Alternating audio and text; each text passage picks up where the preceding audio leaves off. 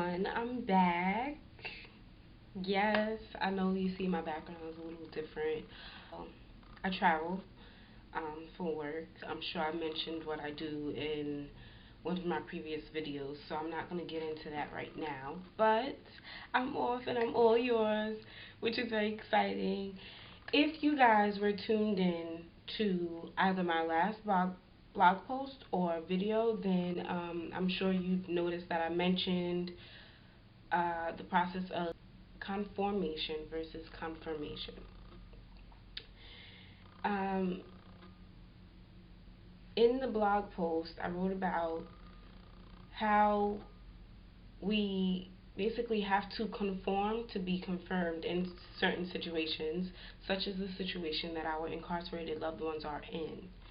And also throughout life. In the free world, we also have to conform as well. You see, I'm not used to wearing things like this, you know, but for my occupation and the career field that I'm turning towards, there's a certain dress code and attire and expected presentation and demonstration of yourself that they want to see. So sometimes we have to conform to be confirmed. The trick to it is you want to conform yourself with a certain solidarity so that when you are confirmed, you're also confirming yourself. What do I mean? Well, when we conform, most of the time it's conforming for others. You know, others want to see us do this so that they can give us what we want for whatever reason. But sometimes you should conform to confirm yourself. You conform to your most convenient way of life, as long as it's within those defined limits of life. You know what I mean? Our incarcerated loved ones, they are incarcerated because they were not acting within defined limits. Yes, they may have been acting in the convenience of their life, but they were not acting within defined limits. So this is where the confirmation process comes in. We have to strategize, and we have to think about what we did to get us there and how we could have done it better, how we could have made changes, you know, how we could have changed our lifestyle, or how we could have thought just a little bit more before we took an action. So with that being said, I want to get into this week's video and what this week's blog post is about. So confirmation is a process. To conform is a process. And if we're going to conform, it's recommended that we conform the right way. There is a baseline foundation set for a secure conformation process. In that conformation process, you have to first recognize, then accept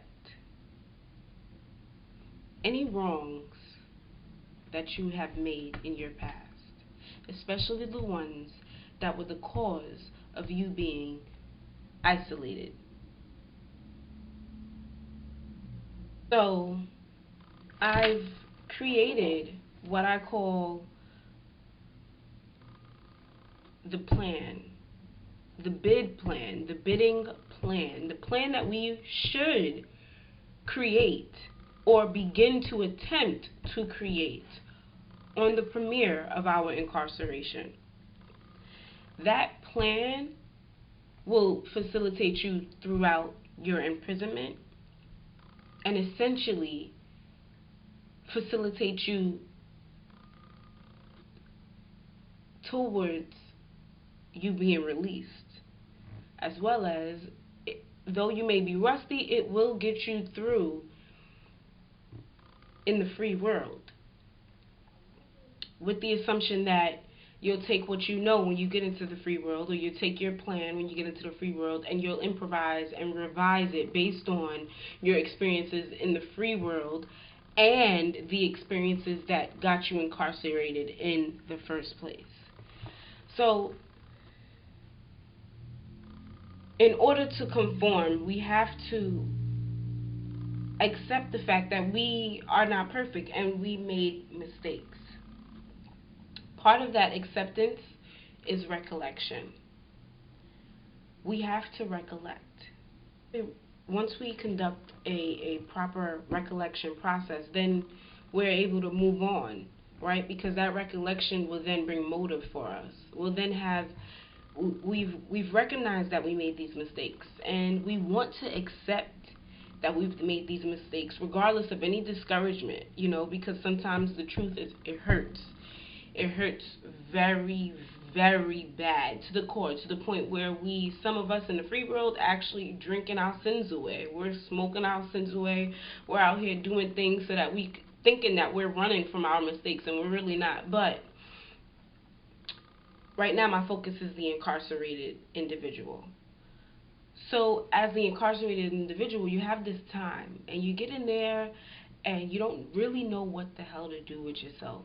It's brand new. You don't have a routine set. You don't have any associates because they're really not your friends. You feel me? You don't have, you're overwhelmed. You don't have a plan.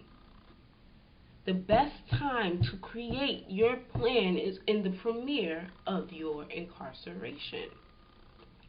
Why? Because you're brand new. You're like a baby, so you're going to soak up all these things, and you're going to begin these analytical processes based on you creating your plan, and you're going to be able to figure people, and you're going to be able to analyze people, and you're going to be worried about yourself, and you should as well. You should. This is a self-awareness process, and this is how you will grow, and you'll grow stronger. You'll grow stronger based on your own self-knowledge and self-analysis. You will have to conform. You'll have to, like I stated before, you'll have to conform in so many different ways. It'll be very, very challenging, because you'll have to conform to the inmate. You have to conform to the white shirt. You'll have to conform to the ignorant CO, the therapist, the counselor, whomever you communicate with. They require certain communication processes, right? And then you have to remember to keep just a part of your loving self for your family members and your friends that are on the outside. Because you can't communicate with them the same way that you're communicating with these inmates. So when you're conducting this plan and you're conducting a self-analysis, somehow you have to strategically incorporate an animalistic view, that jail mentality. It needs to be strategically instilled within you, not just instilled within you like this is just the way, because it's not just the way, but it has to be a way for your stay. The confirmation process includes 4 steps, the same way the plan includes these 4 steps. Recollection, which then gives rise to a motive to change, a motive to do better, a motive to learn yourself, which pushes forth a strategy. Once I learn myself and I am able to analyze myself, and I'm able to foresee futuristic views in terms of which situations and events will cause me will cause me a trigger negatively, then I'm able to strategize, right? I'm able to strategize where I want to go, what I want to do, and how I'm going to get there. I'm able to figure out the elements needed for my success, both during incarceration and when I come home, regardless of if I have support or not. Regardless, because this is a self-awareness process. So this is a process that should essentially help your incarcerated loved one find some form of self-strength. Just enough. I know it hurts to not have support on the outside when it's time to come out, and I know that that is a reason why we have repeat offenders.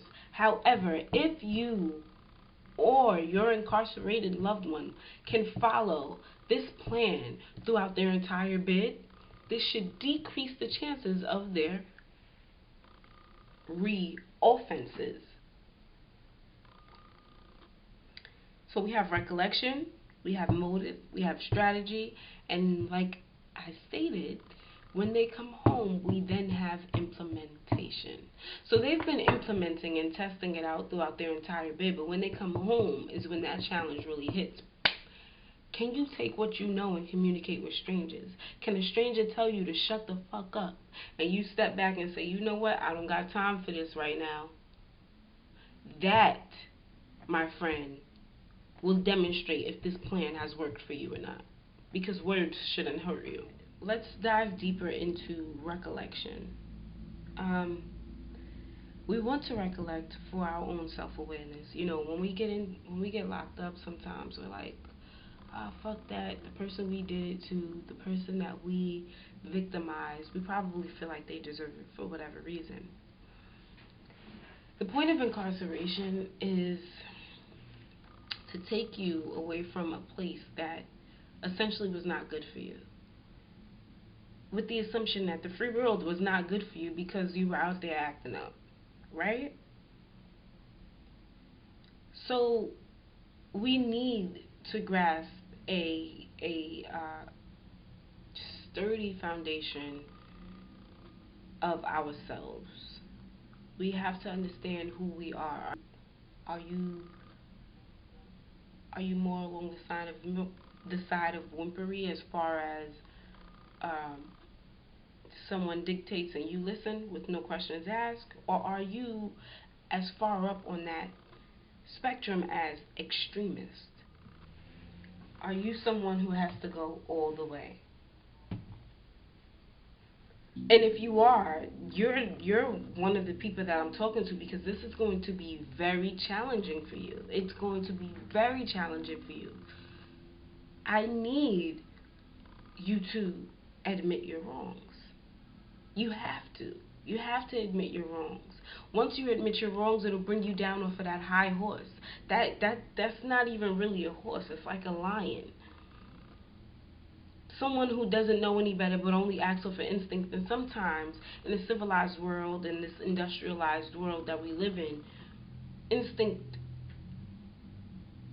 does not always mean well. Our instincts do not always mean us well unless we act with strategy. We need a knowledgeable strategy. We need an ethical strategy. So we have to take that time and we have to admit those wrongs. We have to recognize that we made mistakes, right? Let me just make this clear. A mistake is only made a mistake when we realize that we're wrong. If we are dealing with people who do not realize that they're wrong, then that is not considered a mistake, right? It's like, an example would be asking someone for time. The person does not know the time. The person does not speak your language whatsoever. There's a communication barrier. So they say no. You punch that person in the face. Ha. Right away, by my story, you're probably sitting there like, no, that's not a mistake. How could that be made a mistake? Well, we did not consider the person who actually took action, right? They could have been going through something. They could have been frustrated. They could have got kicked out their house. They could have had their clothes thrown out. Who knows? They could be non-domiciled, just now gotten everything taken away from them. Who knows? Automatically, they punch this person in the face, so that person is a victim. And now they get locked up for it, right? So they get locked up for punching this person in the face. And then over time, maybe over 5 months or so, they start to begin like thinking and recollecting like, oh my God, that was wrong. Why did I punch this person in the face? I really wouldn't want that being done to me. Originally they had this this thought process that they were invincible and nobody would ever punch them in their face whatsoever, right? But then they start rehumanizing themselves because originally they were dehumanized. So then they start rehumanizing themselves and they start understanding that they bleed the same color red as everyone else. And just in the blink of an eye, something crazy can happen to them that they have no control over. So when they begin to realize that, and they begin to accept that they were wrong, and they begin to realize and they're able to go deeper into an analysis as far as their actions and how it could have really affected this person. You could have dislocated somebody's eye socket from punching this person in the eye, all because he didn't know how to tell you the time.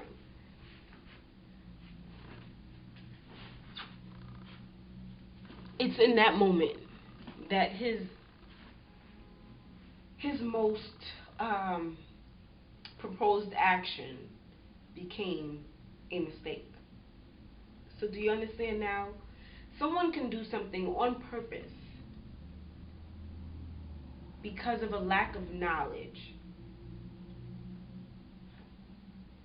And when they begin to learn the knowledge that would have essentially decreased the chances of them committing this action or this crime, it then becomes a mistake because essentially they didn't know any better when it first happened. It becomes a mistake because we now see that this person is open about receiving information that they were unaware of.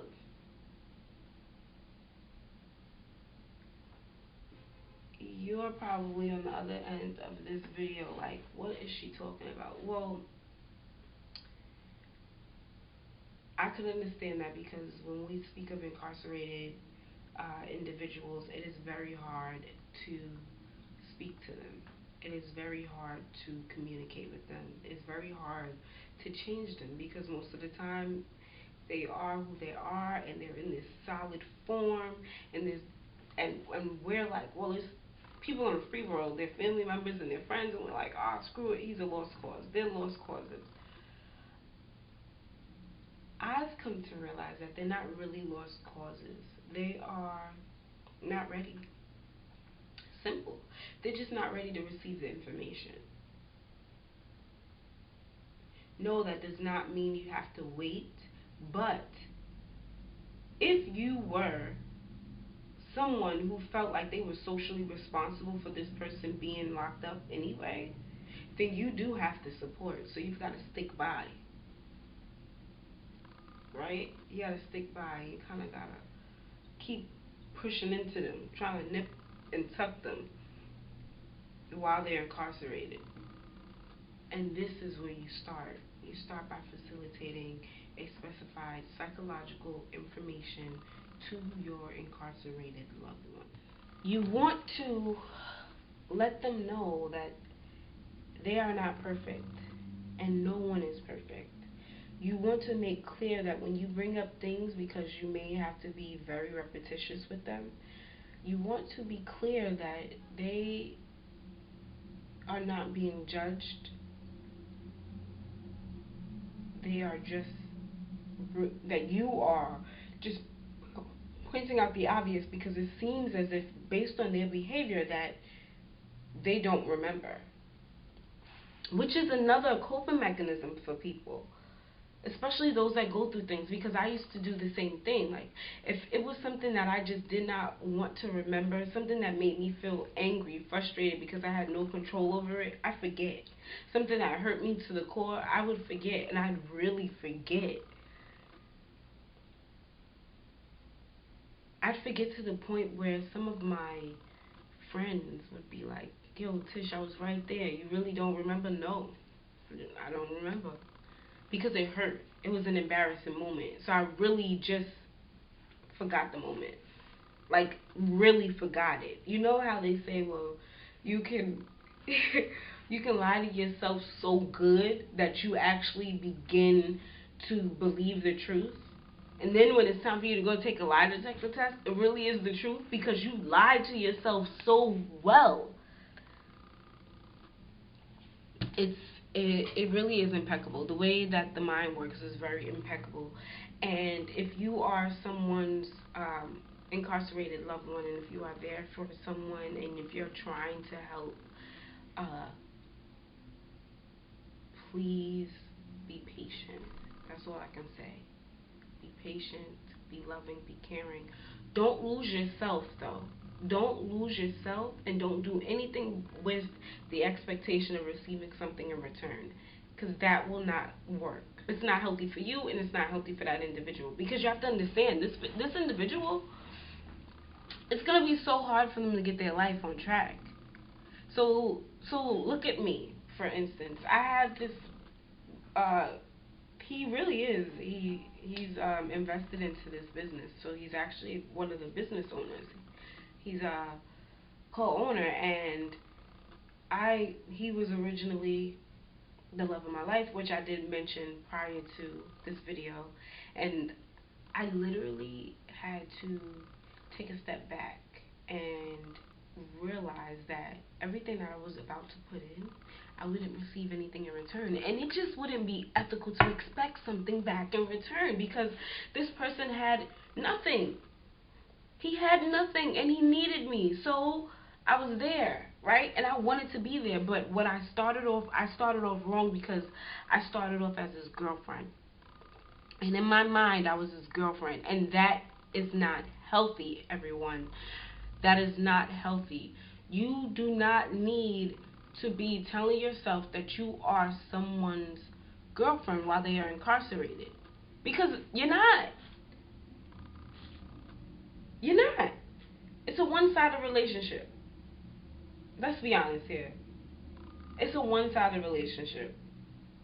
You putting money on this person's books, You're putting money on his account. However it works for you, because every facility is different. Regardless, you're giving them monies, and you're stabilizing them with the monetary means, and maybe you're giving them visits, and you're writing them letters, and maybe emails, and maybe video chats, and all of this stuff, but you pay for it. You're paying for it. And you're paying so much money you don't even realize it. By the end of the year, you're like, oh my God, $5,000, $6,000. I spent all of this money. That's a lot of money. But you need to foresee that. You need to be able to understand that you're going to put that out from jump. And you also have to remember that by the time he comes home, he may not even be the person you want him to be, because of the incarceration process in itself. So there's no point in you holding on to this relationship. Just be his friend throughout. Be a friend, a comforting companion.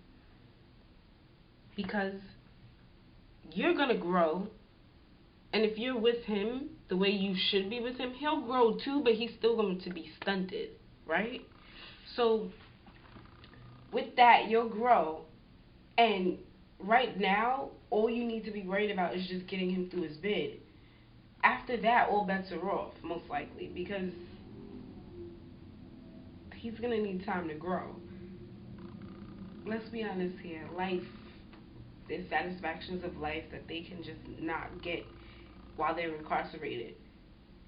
And I'm not only speaking about sexual satisfaction. I'm speaking about other satisfactions. And they need that time to grow when they come home. So it doesn't make sense for you to think that you're just going to be in this lovely, loving relationship when they come home. Absolutely not. And they get angry. Oh boy, do they get angry. And you can hear it over the phone, when the phone starts hanging up, because they're angry at you and you telling them something that they don't want to hear. And the phone just starts hanging up. When I first started, I was like, he was dropping F-bombs, and I was dropping F-bombs, because he wasn't going to talk to me any type of way. What, nigga, I'm not your, what?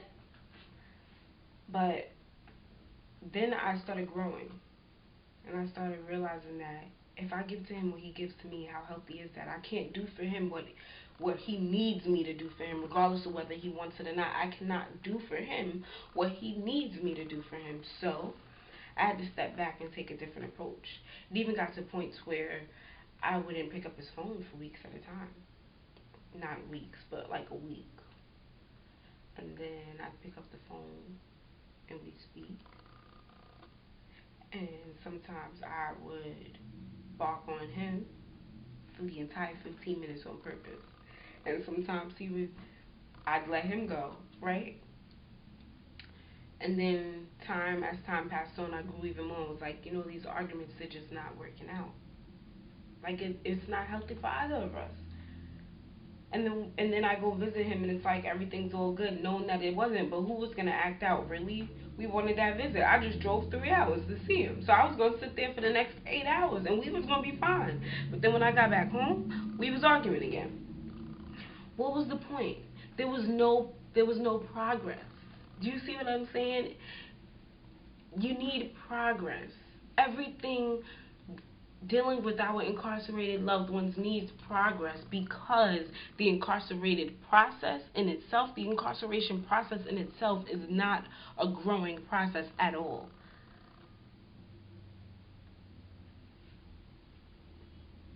So I had to sit, I had to think, I had to write, I had to think, I had to think, I had to research and do more research and do more research and do more research, and I finally came up on it. He was going to be, yes, he was the love of my life, but if I wasn't going to be anything to him by the end of this vid, he was going to grow, and he was going to know, and I was going to change just little nuances of his that were not positive, and I was going to go up against that jail mentality with my positivity, with my knowledge, the knowledge that I was going to research and I was going to read and I was going to gain and I was going to give it to him. So the first process was, we talked. We just talked. We started speaking about issues like, childhood issues that our parents didn't know about. And,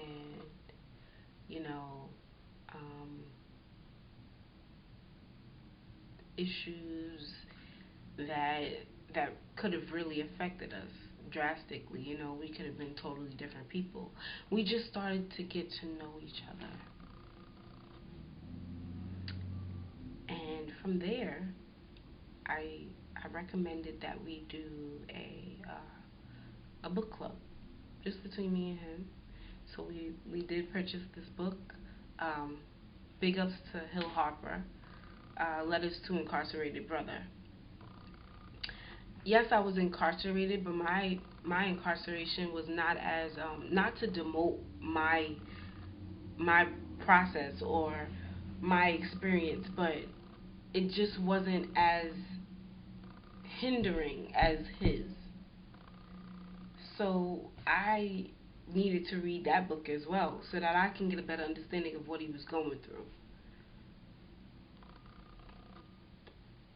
And it was good. It worked out. And then we read that book, and then we read a book for leisure, and that was one of my favorite authors, Sister Soldier, Midnight. And I got him the series, but Midnight was a book that I wanted him to read, because Midnight, if those of you watching have not seen or read the book, I'm sorry, if you have not read the book, Midnight is a young man who comes from Africa, and I forgot which part, but he comes with culture. And there's a part in the book towards the beginning where he says, he's comparing himself, and he says, I know my father, I know my father's father, I know my father's father's father, so I know where I come from. The American man, on the other hand, doesn't. Which hit me. I read this book, I don't know, it had to be some years ago. Like, I'm far out of high school, everyone, regardless of what I look like, I'm far from out of high school.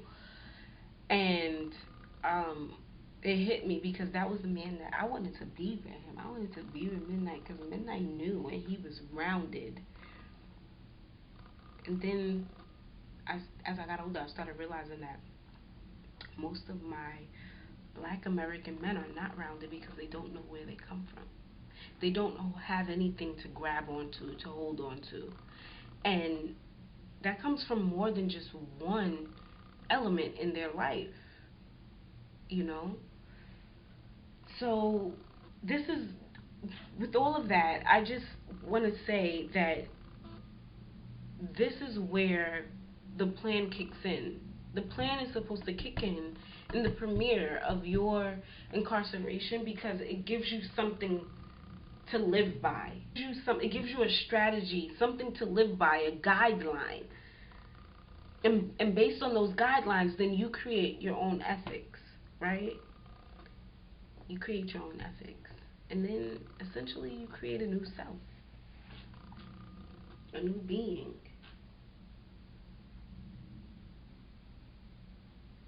And by the time your bid is ending, you're this new person. And you're changing. And your family members and your friends, and they're on the phone with you like, and you're using words like words you've never used. And they're proper words. Mind you, you went in speaking slang. And to our incarcerated family members as well. They, I'm talking to everyone. You just, this plan is for you as well, because there's a lot that plays into the lives of our incarcerated loved ones, and part of it is you, as the incarcerated family member and the incarcerated close friend or loved one, wife, husband, whichever the case may be, whatever your situation is, there's a lot that plays into it, and part of it is you. So you need to conduct a plan yourself. You need to accept any social responsibilities that you should have taken on prior to their incarceration. Mother, father, girlfriend. Don't just blame it on them. Yes, they are at fault because they conducted the physicalities of the situation. But where was their mind, and why was their mind where it was when this happened? Did you kick him out? Did y'all get into a crazy argument? Did you tell him you didn't give a shit about him? You told him that he wasn't shit. What'd you say? And are you still doing that while you're on the phone with him while he's incarcerated? Females, are y'all out there dating other men and telling him, making him feel like he's nothing? He is. He's something. He's a walking being. He's something, and all he needs is a little strategy. And if you can't give him that, then you don't need to be conversing with him. So I need you to take this conformation process very seriously. Remember, everyone, recollection, motive, strategy, implementation. The first step is recollection. We're going to recollect about any issues that we've had in the past, any of the issues that have gotten us here. We want to accept. We want to accept what we have done wrong. We want to admit that we have done wrong without blaming others. We have to utilize this recollection process and allow it to pull us away from the yearn to blame others, the yearn to pull others down. Just take responsibility for the actions that you have done, for your own situation. Because all you have is you, and all you're responsible for is really you.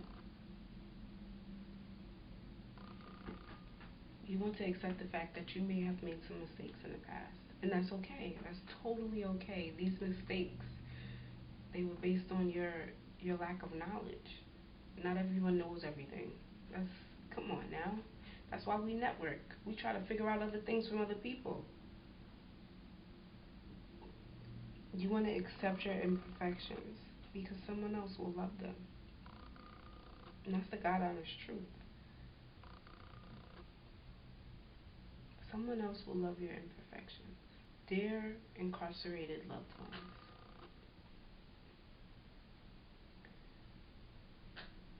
recollection is not to make you feel weak.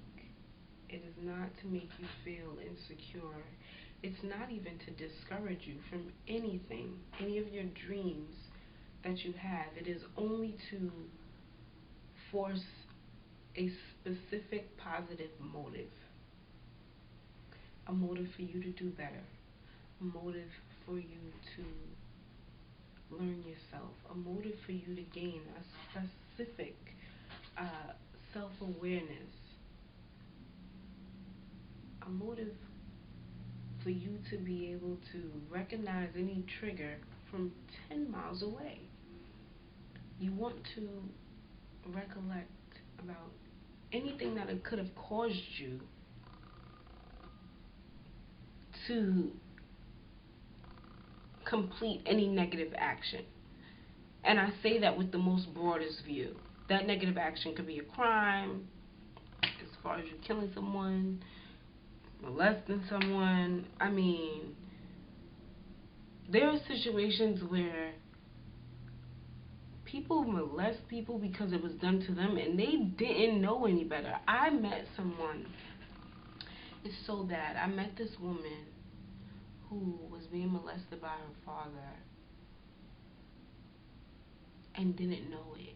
Like she thought that it was regular. She thought that it was happening to everyone. Could you believe that? She thought that that's how things were supposed to be. She did not realize that her father was molesting her until she got to college, told one of her dorm mates. And when her father came in, her dorm mate looked at the father weird. Like, this is the guy, because she was referring to her father by his first name and everything. And he was this great guy. And then when he walked in and went to make, and she went to make the introductions, the friend was like, what? This is the guy you've been telling me about? Yeah. So when he left, the friend, the dorm mate, went to the therapist, the counselor, whosoever, and she had to go through therapy. All of these years, she's in college now, you guys. She's in college, not right now, but at the time, she was in college when she found out. So all of these years, this woman was being molested and did not even know that there was something wrong with it. I met a young man who was molested by his uncle. And then his sister had a son, only sister, his only nephew. And he did the same. Not for pleasure, but because where they were from, they also weren't American. I don't want to speak of where they were from because I don't want to demote anybody's culture, but they definitely weren't American. But still, it was just like, oh my gosh, and he didn't know. And when he found out, when he was actually sat down with the counselor in jail and actually realized, you should have seen the life that was taken from him. He wanted to stay. His bid was almost over, and he wanted to stay because it was then that he realized how much of an innocence he took from his nephew. So I know everybody's probably cringing because I'm talking about this topic, but it needs to be spoken about. Everyone makes mistakes, and not all the time do these mistakes not all the time are these mistakes really what they seem to be in real life. These mistakes, as hard as they are, some of them are just lacking of knowledge. These people just lack a certain type of knowledge, a certain normalcy. They lack it. So, if you are if you are one of our inked family members, please facilitate the recollection process to your inked loved ones. And please feel free to contact me. I'm on Instagram, I'm on Facebook, I'm on Twitter. Write me below, email me. I would love to hear some stories of rejuvenation. I would love questions. If you have any questions and you need advice on many topics, please feel free to reach out to me. Let me know. It was great. I'm gonna let you guys go because I can talk forever. So I'm gonna let you guys go. It was great speaking with you, and come back for next week. Next week we'll be speaking about the motive process. Also tune into my blog post. It'll be the website will be linked. The video will also be under the blog post. So you're not getting away from me. I'm gonna be everywhere. Okay, you guys, have fun, enjoy the rest of your week, and we'll be back next week with motive.